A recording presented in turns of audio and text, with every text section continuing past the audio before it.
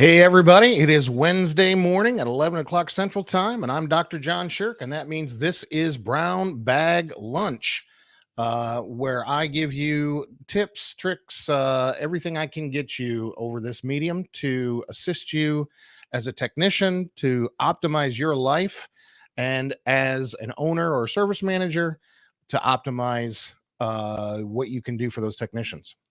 So today I want to talk about it's the end of the year, coming on the end of the year, and uh, it's a good time to be thinking through what are some new practices I want to engage in next year, right?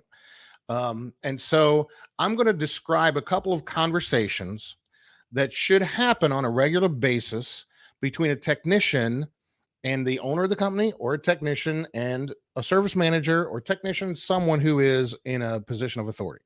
Okay. Um, Now, these conversations, it would be a very rare person who, without getting organized, makes all these happen just off the cuff.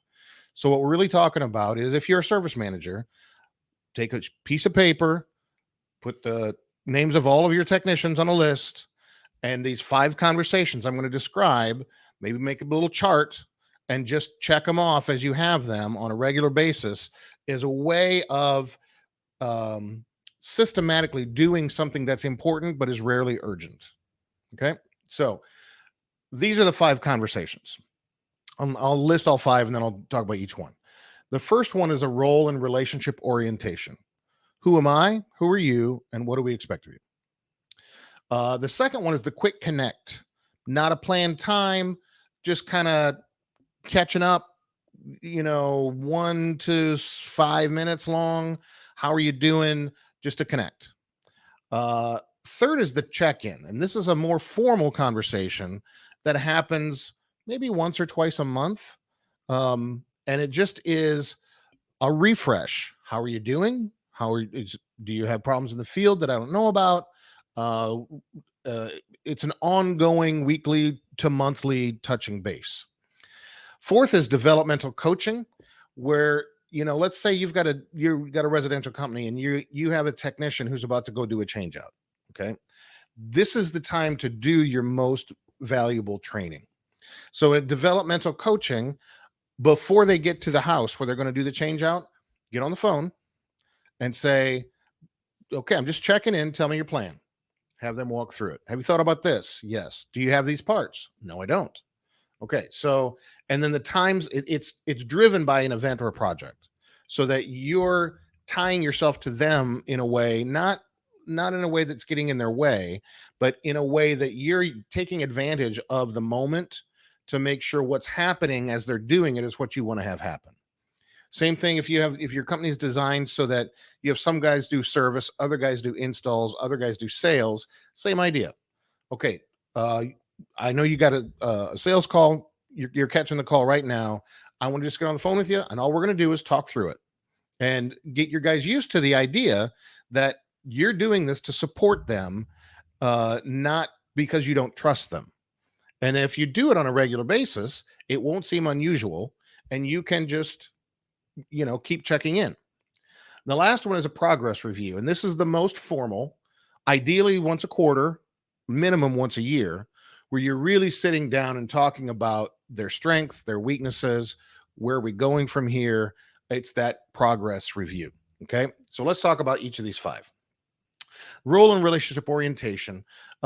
It's really about clarity. How do I most some people lack motivation, many people lack clarity. Sometimes you have people that you feel like they're just kind of lazy, like what's going on?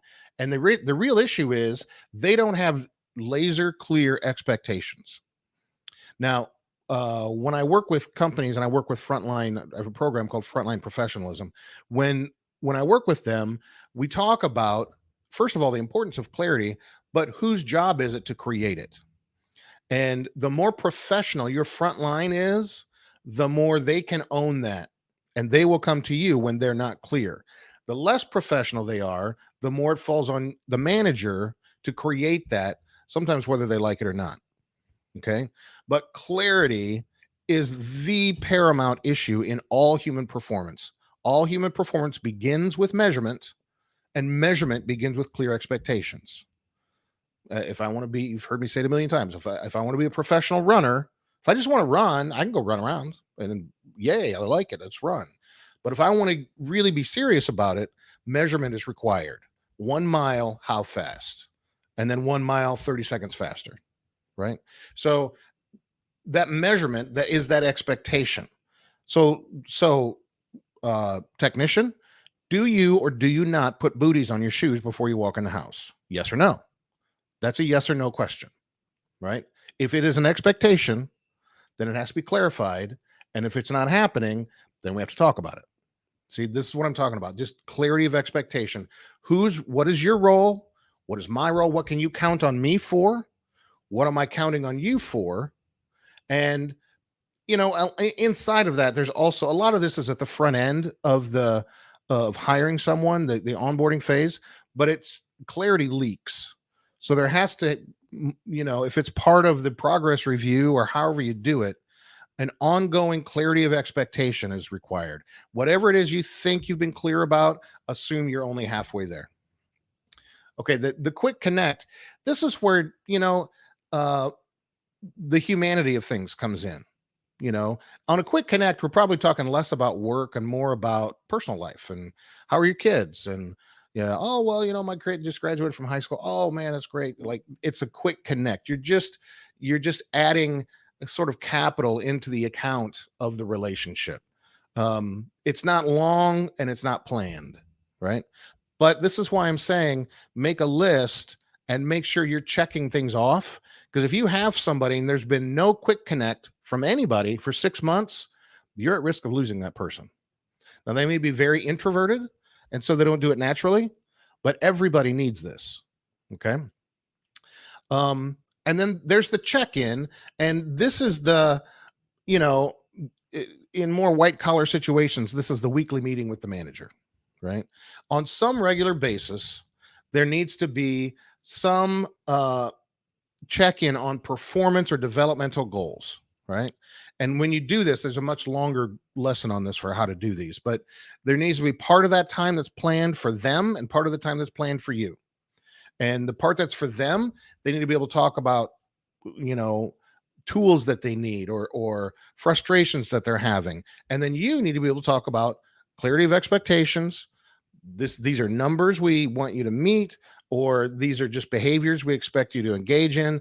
This is where you talk to a guy if his truck is a complete disaster area on the inside. This is where you talk about whatever the expectations are. It's getting down to the performance of those expectations. Okay. Fourth is developmental coaching. And I see a whole spectrum of this among my clients and my peers that I talk to.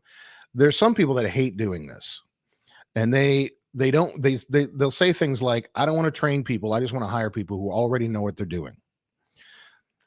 Here's the problem. Here's the problem with that. The less defined your processes are, the harder it is to find people who can deliver what you need, and the more expensive they become. So let me give you this example. Let's say we're talking about 2 average people. Okay. And I say to one of them, go be athletic. And I say to the other one, go make free throws. The one I'm sending to make free throws is going to get up to speed way faster because the expectation is so much more narrow, and the deliberate practice that goes into doing that, they're going to become quickly expert in exactly what you need from them. But on your end of it, if you're the manager or the owner, it requires you to very much standardize and almost productize the service that you deliver. So if it is an install, if it is catching a call, if it is troubleshooting, whatever it is, the more standardized you can make it, the more mid-level the person is who you can hire and who can deliver it, because the more narrowly defined the tasks are, the more quickly they get repeated and the quicker that person gets up to speed. This is a conversation, my business is very much moving toward recruiting across the board, because that's what everybody's talking to me about. And so this is a piece of that puzzle. If you want to hire people that you can afford and you want them up to speed quickly, the burden on you, manager, owner, is to narrowly define and very strategically and very specifically articulate exactly what you want done, exactly how you want it done, and ask them to repeat that over and over again. And then once they're perfect doing it your way, if they want to freelance a little, that's up to you. But the more narrowly defined the process is, the faster they can get done what you need to get done. Right. So and that this brings us back then to developmental coaching. That in order to get that done in the field, we don't work in an assembly floor environment where all the work is getting done right in front of you. It's getting done at someone's home or at a building on a rooftop somewhere. And so if you want to deploy that kind of tactic, you've got to talk them through it repeated times in order to embed in them exactly those expectations. Okay. Developmental coaching. It when there's a project of any kind, it describes the purpose, the deadlines, the expectations, the game plan. If you're a maintenance company, it's saying, look, we expect you to perform a full and thorough PM on a 5-ton split system in 90 minutes or whatever, right? And we expect you to wash the coil. We, just go down the list. These are all the things we expect, and we want it done that way every time. And then you have to be able to talk them through it in order to make that happen. Okay. And then lastly is the progress review. And this is what got me thinking on this topic, because it's the end of the year, and it would be great to kick the year off by sitting down with your people one at a time and doing, how have we been doing and what do we want to get done this next year? Okay. Here's the questions to ask in the progress review. What accomplishment are you most proud of in the last 1 to 2 months or over the last year? What made it the one you're most proud of? What was different about it that you did so well? What strengths did you use? How can we get more of this from you in the future? How can we support you that way? And what did you learn from this that you can apply in other areas of your work? Right? Now, notice how different those questions are from, I expect you to do this, and I expect you to do this, and I expect you to do this. And you better do it, or you're fired. Or if you do it, here's a gold star. The progress review needs to be based much more on helping that technician say out loud and really discover and realize, I am good at this, and I should be able to do more of this. And that felt really good to do that well. How can I expand and do that more and more often?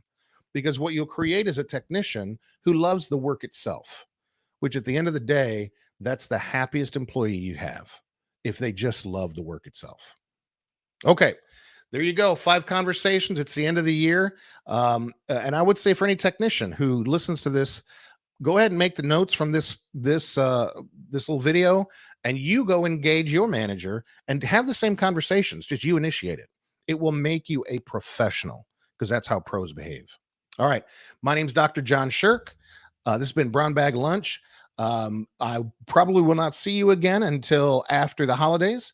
So have a very Merry Christmas and a Happy New Year. Happy holidays if you're of another faith. Please enjoy your family. And as always, please feel free to reach out. I had a couple of great conversations with new friends this week who just reached out. We got on a Zoom call and chatted. So Merry Christmas, everybody.